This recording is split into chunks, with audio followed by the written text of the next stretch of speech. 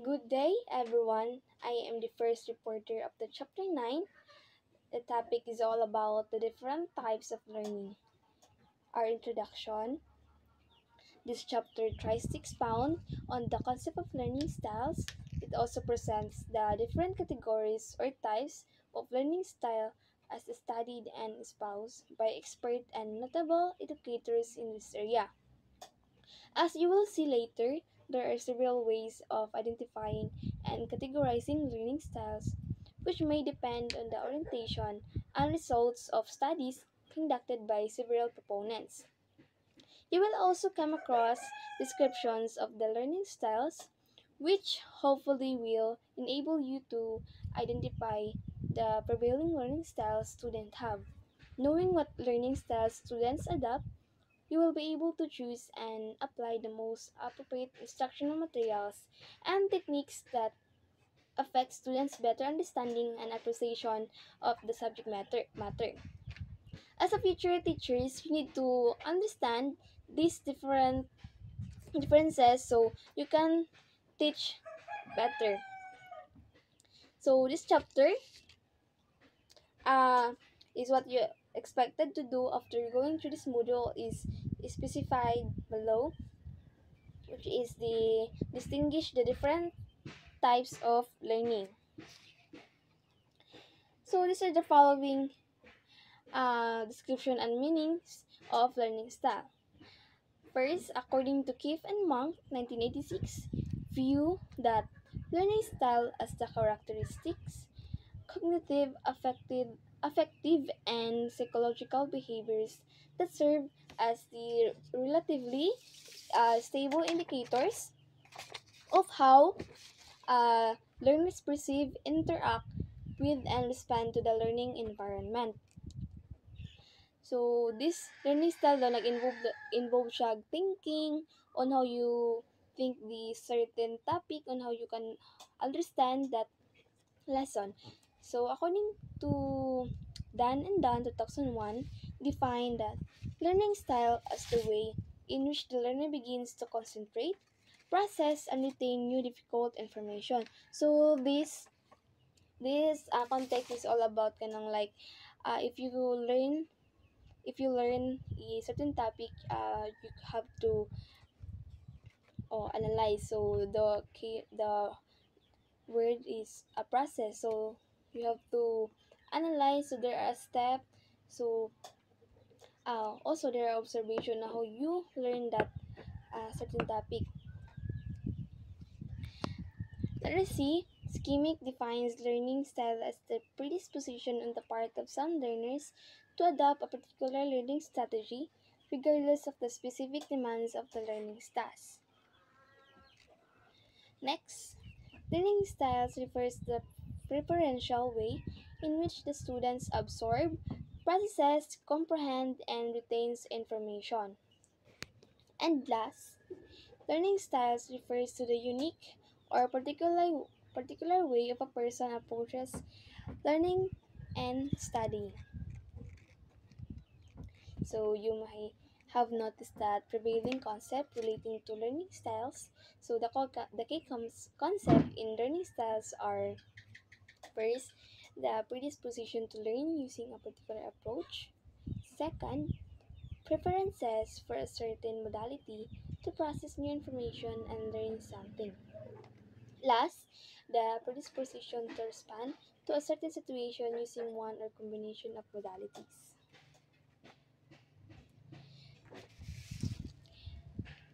So there are many models of learning styles, and all of them acknowledge and recognize the diversity of individuals. So as we observe that uh, that isa na hindi talaga natin masasabi na kapag yung isang estudyante at saka isang estudyante ay maintindihan nila yung isang method or isang technique na ginagamit ng isang teacher. So, yun yung sinasabi dito na diversity. So, kasi klase or at different techniques or different methods on how they understand that certain topic nga gina-teach sa usa ka teacher. So most of the models strongly suggest that teachers should adapt instruction to the ways in which individuals. So sinuggest dito na mas better daw, sinuggest na yung isang teacher na sinuggest mas better na individual rather than groupings. So why? So sinasabi na individual kasi makikita talaga ng isang guro o isang teacher na if ever na yung isang teacher ay gumamit ng isang method, like sasabihin natin na method siya na parang mahirap siyang intindihin sa nakakarami. So, kapag isang method na ginagamit ng teacher, tapos, o sa individual natin yan sa i-example natin yan sa individuals. Kapag sa individuals is masasabi talaga natin na if ang teacher na gumamit ng isang method na sinasabi ko kanina na mahirap, yung parang mahirap siyang intindihin ng nakakarami is makikita talaga ng isang guro kung yung estudyante ay makikita niya na kahinaan niya na isang bata na kapag ito yung ginagamit kong method sa pagtuturo. So, makikita ng isang guro na weakness ng isang bata kapag yung technique yung ginagamit mo. Kapag groupings naman is mahirap ma-identify ng isang guro kung saan method or saang technique or saang learning style na ginagamit niya na hindi niya ma-identify na ay saan kaya sila na mahirap maintindihan yung method ko. Kasi sa groupings kasi mahirap, 'di ba, kay marami yun. So mahirap ma-identify ng isang guro kung saan weakness nila yung mga methods na ginagamit ng teacher. So, more recently, though, there has been some skepticism as to what was previously believed and thought of as to the effect of appropriate techniques to the learning style of students. Results of more recent studies shows that matching learning with teaching techniques and styles did not improve learning as what found in the study of Pazik and Labortno 2006 in Wolfwalk 2013. So sinasabi niya na did not improve learning styles as what found na yun, hindi daw nag-improve yung techniques niya. The value of considering learning styles, however, finds support in a study of Mayer and Massa 2003 as cited in Wolfwalk 2013, where they made a distinction between visual and verbal learners using computer-based multimedia learning experience. So they found that there is a verbalized dimension, and that has three facets. So the three facets are: first, the cognitive spatial ability or low or high. Second, cognitive style visualizer versus verbalizer. And last, learner preferences, visual learner versus verbal learner. Before teachers try to accommodate students' learning styles, they should bear in mind that younger students may not be the best judges of how they should learn. So dito, kapag yung isang guro ay nagtuturo ng sa isang classroom, hindi talaga, example natin sa elementary. Kapag yung isang guro ay nagtuturo sa isang classroom, walang kamali-malay or hindi talaga nakafocus yung isang estudyante, ay lain man na motulo si ma'am, like kanang basta ang ilang goal is para makakat-on.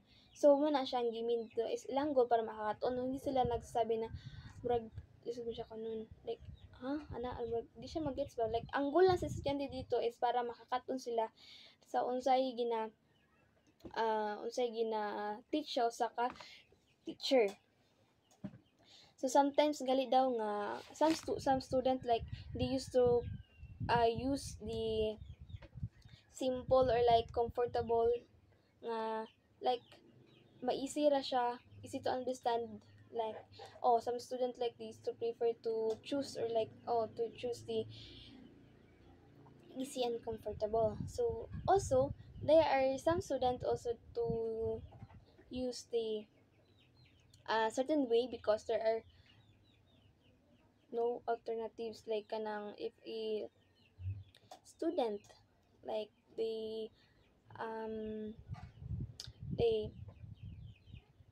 ang teacher dili ang teacher is magtudlo sa usa ka classroom, isa ra ka method ang gigamit. So ang student, if kanang example dili siya ka-gets, so they have no choice, bas as long as ang teacher lang kasi is naka-use of method para lang ma-express or to teach the certain topic, to like ma-deliver niya ang like unsay but pasabot sa usa ka topic. So yun, ang student is don't have a choice, or there are no alternatives, let's say choice. Learning style may only be a minor factor in learning. So sinasabi niya na ang learning style daw is a minor factor in learning. Instead daw na ang teaching strategies and social connection is a more likely a major role in learning. According to Kratzig, ito. According to Kratzig and Abort, no, 2006, and Wolfok 2013.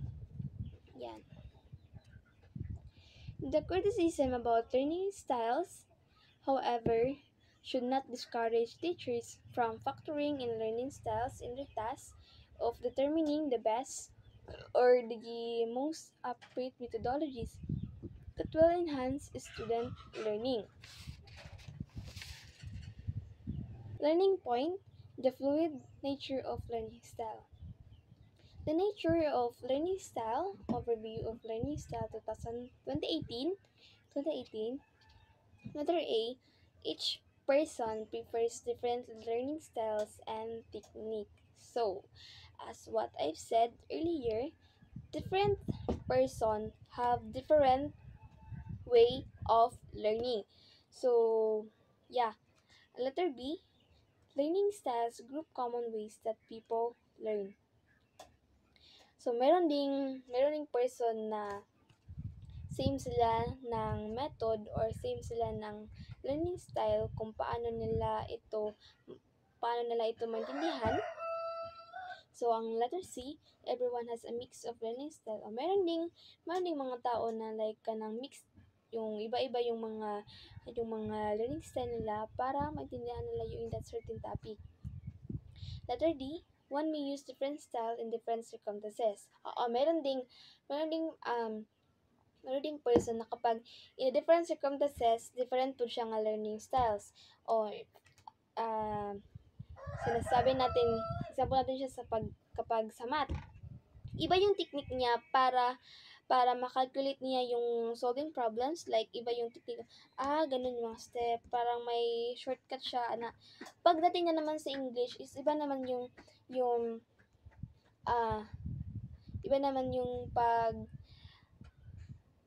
pag-teach ng isang guro, or like isa student, iba naman yung style niya para maintindihan niya ng maigi ang isang lesson. So, in the different circumstances, different learning style. Letter E, there is no right mix of learning style, nor there is a fixed learning style. Wala namang tama na kapag iba-iba yung mga learning styles. Wala ding fixed na learning style. So last, there is no best learning style, nor there bad learning style. So, learning style is best defined as an approach to studying, understanding, and eventually learning a material. This may be explained by certain factors associated with individual differences that come into play. So these factors have to do with, first, heredity or intellectual level, which means your natural abilities. Second, upbringing or child rearing, or so what we means that how you were raised. And last, environmental defense is school lesson, so it means that what the school or situation demands. Two processes: first, the concrete versus abstract perseveres. Second, active versus reflective processors. So, so persevere or perceiving how you take in information. So concrete perseveres absorb information through direct experience by doing, acting, sensing, and feeling. So on concrete, like um example, like by doing they learn example sa concrete is they learn to ride a bike by practicing, not by reading a manual. So they learn by experience. While the abstract perseveres, it is the learn by thinking, analyzing, and observing. So example, they prefer explanations and diagram. So as we as we compare the concrete and abstract, so ang concrete, it is to absorb information, while the abstract perseveres, it is to um, abstract information. Yeah, abstract information ba? Process information.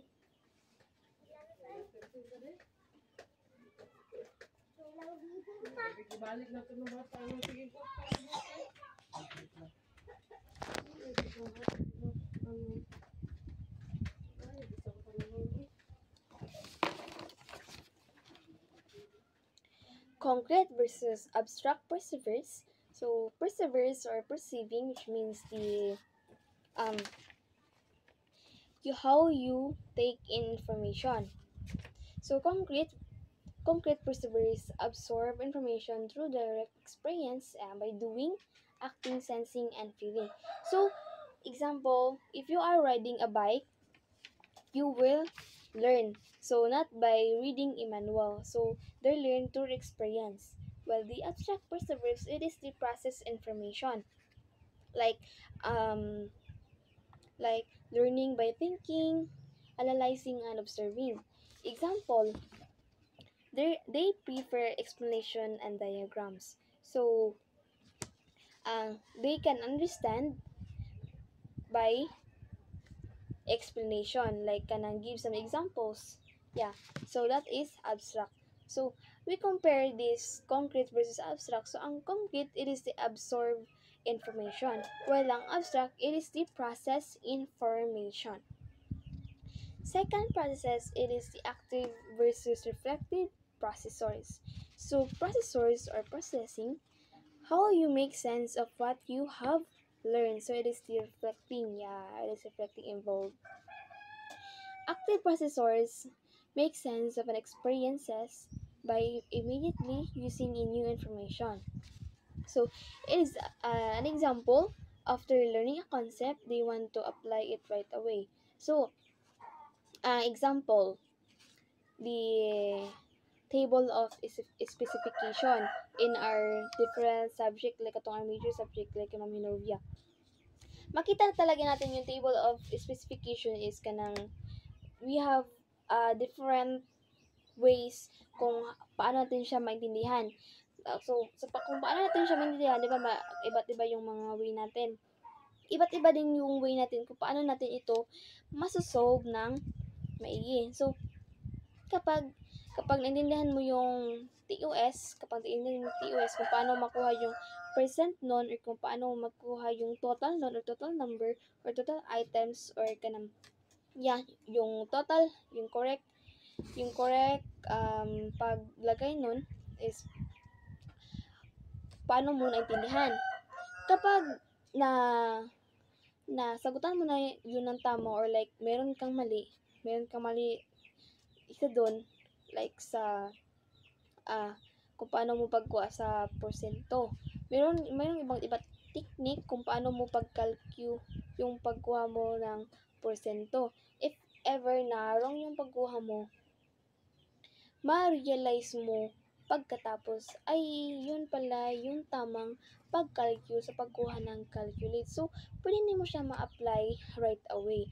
If ever na mali yung pag-calculate mo sa pagkuha ng porsyento. So, unta na gets niyo.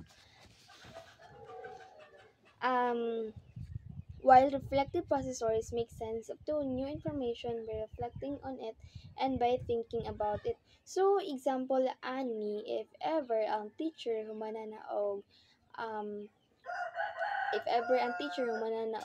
tudlo sa usa ka student, like naa sila'y ilahang way of understanding kana example if kanang naay meaning ang learning na siya iyahang meaning, so iyahang ma-reflect o like mauna-unaan mo rin ang pasabot ani, tagaan mo na siya example kung paano kung ano ang learning style, kung ano yung mga iba't ibang learning style ng isang guro or ng isang estudyante kung paano nila ito gagamitin. So, na-involve siya there are thinking involved. So, putting it together, a learning style is a mix of a learning how you perceive information. It is concrete and abstract. How you process information is the active and reflective. So, as a student, might be concrete plus active, concrete plus reflective, abstract plus active, abstract plus reflective. How does the study of learning styles impact on education? Educators must not only focus on the traditional skills of analysis, reasoning, and problem solving. So, teachers should include activities that use both the mind and the senses, not just logic. So, yun. Teaching methods should be such that they connect to the identified learning styles using various combinations of experience, reflection, conceptualization, and experimentation. Using many kinds of activities helps reach more students and increases the chance that every student learns well. Last, teachers should develop and possess a good feel and knowledge of the learning styles of the student. So, this makes learning easier, more effective, and more enjoyable for student. So, this should enable the student to have a better control of their learning. It would be good to note the concern of experts regarding developments in the study of learning styles. So, more recently, the claims regarding this concern are the following: no evidence to back idea of learning style in the year of 2017. Yeah. Letter A, there is no coherent framework of preferred learning styles. In fact, other studies found much more than the three learning styles. So, some studies found more than just the usual three. So, ang three which is the visual, auditory, and kinesthetic. So, this means learning style are not well defined. Next, letter B, categorizing individuals can lead to assumption of fixed or rigid learning style, which can impair motivation to apply oneself to adapt. This can reduce motivation and stop them for trying new learning strategies. Letter C, systematic studies on effectiveness of learning styles, they found either very weak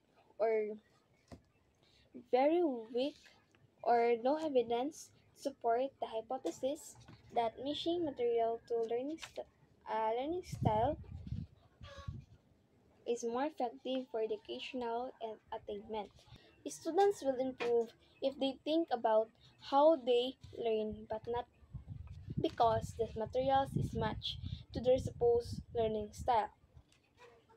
Last, everyone has a mix of learning style. So as what I've said earlier, merong mga tao talaga na iba-iba yung mga learning style nila, kung paano nila maintindihan, kung paano nila ito pag-aralan. Some people may find that they have a dominant style of learning with less use of the other styles. Some may use a particular learning styles of different circumstances. There is no right mix nor are learning style fixed. So there is also the thinking that differences in cognitive performance play a big role in learning preferences.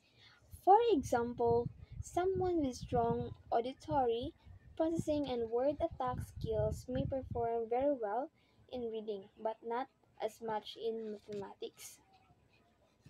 So that's all my part for this chapter 9. So that's all. Thank you.